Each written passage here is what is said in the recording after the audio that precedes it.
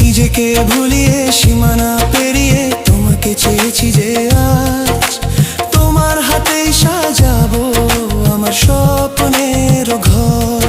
আমি তোমার প্রেমে পড়ে দুনিয়া ভুলে গেছি।